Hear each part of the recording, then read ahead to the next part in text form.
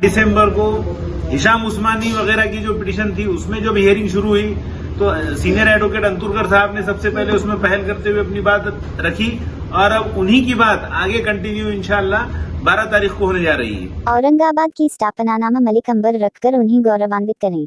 पिछले करीब 30 सालों से औरंगाबाद का नाम बदलकर संभाजीनगर करने को लेकर राजनीति जारी है। इसी राजनीति के बीच जिले के ऐतिहासिक औरंगाबाद शहर का नाम इस शहर की स्थापना करने वाले मलिक अंबर के नाम पर करने की मांग पूरे शहर में फैली है। मलिक अंबर नहर योजना। कुछ माह से औरंगाबाद का नाम बदलने की पहल सरकार द्वारा जारी होने की कई खबरें अखबारों में प्रकाशित हो चुकी हैं। वक्फताम की औरंगाबाद की पहचान ऐतिहासिक शहर के रूप में पूरे विश्व में है। इस शहर की पहचान औरंगजेब के नाम से है। उस नाम पर यदि किसी को विरोध हो तो औरंगाबाद शहर को जिस मलिक अंबर ने स्थापित किया उस राजा का नाम इस शहर को दिया जाए। औरंगाबाद शहर को मलिक अंबर नाम क्यों दिया जाए, इसका स्पष्टीकरण देते हुए बताया कि 16वीं सदी में मलिक अंबर ने औरंगाबाद शहर को स्थापित कर पेयजल समस्या हल करने के लिए मलिक अंबर नहर योजना पूरे शहर में फैलाई थी। आज भी नहर से जलापूर्ति होती है। हर साल औरंगाबाद में लाखों देशी और विदेशी लोग सैर के लिए आते हैं। शहर का नाम तय करते समय ऐतिहासिक घटनाएं महत्वपूर्ण साबित होती है।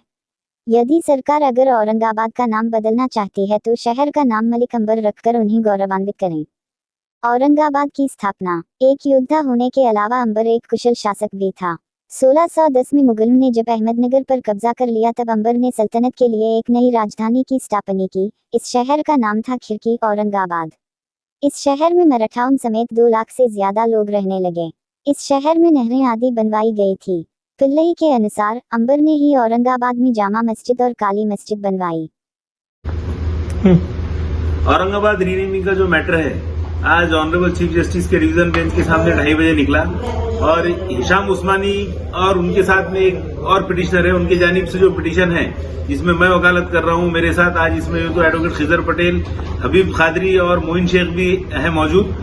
ये मैटर की सुनवाई जब शुरू हुई तो पिटिशनर्स की जानिब से सीनियर काउंसिल मिस्टर अनिल अंतुरकर साहब ने जो तो सबसे पहले कोर्ट को एड्रेस किया और कोर्ट के जहन में 2 सवाल सबसे पहले थे जो कोर्ट ने आज हमारे सामने रखे। सबसे पहले कोर्ट का ये बोलना था कि ये जो मैटर है इसको जस्टिशिएबल ग्राउंड क्या है, सबसे पहले ये बताओ। और दूसरा हाईकोर्ट है, हम लोग हिस्ट्री में नहीं जाएंगे। जजेस का ये बोलना था कि हमने हिस्ट्री क्यों देखना, हिस्ट्री में क्या सही और क्या गलत है। तो इसका जवाब जो है तो ऑनरेबल सीनियर काउंसिल एडवोकेट अंतुरकर साहब ने बहुत अच्छे से कोर्ट को वाजे कर दिया कि सही है आपका बोलना, बिल्कुल आपको हिस्ट्री देखना नहीं है, आपको लेकिन सिर्फ सही क्या है और गलत क्या है ये देखना है। ये रीट ज्यूरिसडिक्शन के अंदर आपको ये फैसला करना है कि ये जो भी गवर्नमेंट का जो एक्शन है गवर्नमेंट की ये बराबर है या नहीं है। उसके बाद में फिर आज जिस तरीके से मैटर्स ओपन होने जा रहा था तो ऑनरेबल चीफ जस्टिस ने ये बताया कि उनके पास आज वक्त बहुत कम है और एक 15-20 मिनट के बाद में कोर्ट जो तो राइज होने वाला है।